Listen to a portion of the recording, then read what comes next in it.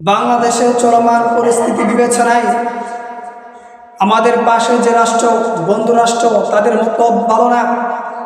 তারা চাচ্ছে বাংলাদেশকে কিভাবে নির্মূল করা যায়, বাংলাদেশে কিভাবে অশান্তি টুকানো যায়, যে বাংলাদেশ সব সময় যেন অশান্তির মধ্যে থাকে, এরকম তারা পায়তারা করছে। যদি বলেন কিভাবে, হ্যাঁ, আমি চারটা প্রমাণ আপনাদেরকে দিচ্ছি, শুনেন। এক নম্বর হলো, মিডিয়ায় প্রোপাগান্ডা ছড়ানোর মাধ্যমে বাংলাদেশের মধ্যে তারা অশান্তি সৃষ্টি করার চেষ্টা করছে। মিডিয়ার মাধ্যমে তারা প্রমাণ করে বাংলাদেশের মধ্যে সংখ্যালঘুদের আক্রমণ করা হচ্ছে। মিডিয়ার মাধ্যমে তারা বলে যে বাংলাদেশ শান্তিতে নেই।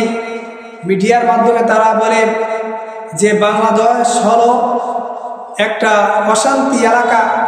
এই বাংলাদেশের বিরুদ্ধে তারা অপপ্রচার চালাচ্ছে। দুই নম্বর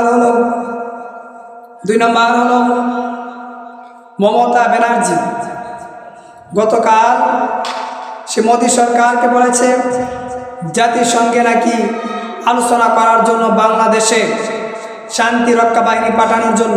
কেন? বাংলাদেশের সংখ্যালঘুদেরকে নাকি হত্যা করা হচ্ছে, তাদের বাড়িঘর আক্রমণ করা হচ্ছে। মমতা ব্যানার্জি, শুনো, বাংলাদেশের মধ্যে কোনো সংখ্যালঘু আক্রমণ হচ্ছে না। তুমি শান্তি বাহিনী পাঠানোর জন্য আবেদন করো। তোমার দেশের মধ্যে 7 সিস্টার্স এবং তোমার দেশের মধ্যে অশান্তি হচ্ছে, তুমিও বিজেপির বিরুদ্ধে আন্দোলন করো, তারাও তোমার বিরুদ্ধে আক্রমণ করে। তোমার দেশের মধ্যে তোমাদের কোনো মিল নাই। তোমার দেশের মধ্যে শান্তি রক্ষা বাহিনী দরকার। যদি শান্তি রক্ষা বাহিনী পাঠাতে হয়, তাহলে তুমি এবং বিজেপিকে সমাধান করার জন্য দরকার। 3 নম্বর হলো যে বাংলাদেশের দূতাবাসের মধ্যে আক্রমণ করার মাধ্যমে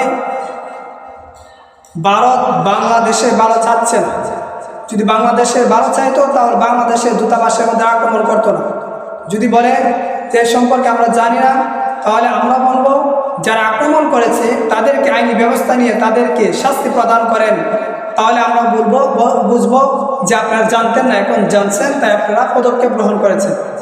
4 নম্বর হলো গেরুয়া পতাকা নিয়ে সীমান্ত পার হয়ে ভারতের কিছু ইসকন সংগঠন কি হিন্দুত্ববাদী গেরুয়া পতাকা নিয়ে বাংলাদেশের সীমান্ত দিয়ে প্রবেশ করার জন্য চেষ্টা করছে। কেন? তারা নাকি বাংলাদেশকে শান্তি দিবে।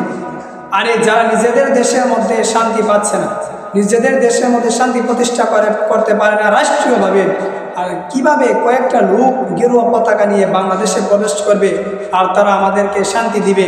এটা তো হতে পারে না।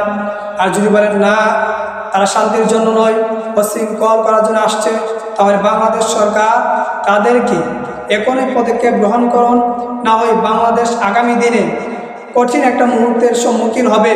তাই এই কঠিন মুহূর্ত যেন আমাদেরকে দেখতে না হয়, অন্তর্বর্তীকালীন সরকার হিসেবে আপনাদের দায়িত্ব রয়েছে এই বাংলাদেশের মান সম্মান, বাংলাদেশের জাতীয় পতাকার ইজ্জত, বাংলাদেশের জনগণের হেফাজত, জনগণের জানমালের হেফাজত এবং তাদের যে সম্মান রয়েছে, এগুলা নিরাপত্তা দিয়ে ভারতের বিরুদ্ধে সোচ্চার হওয়া। যদি প্রয়োজন হয় যে আপনাদের সাথে আপনারা একটা পারবেন না, প্রয়োজন হলে আপনাদের সাথে কাঁধে কাঁধ মিলিয়ে বাংলাদেশের 20 কোটি তৌহিদি জনতা এই ভারতের বিরুদ্ধে ইনশাআল্লাহ সবসময় প্রস্তুত রয়েছে। যে কোনো মোকাবেলায় তাদের বিরুদ্ধে ইনশাআল্লাহ মাঠে নামতে প্রস্তুত।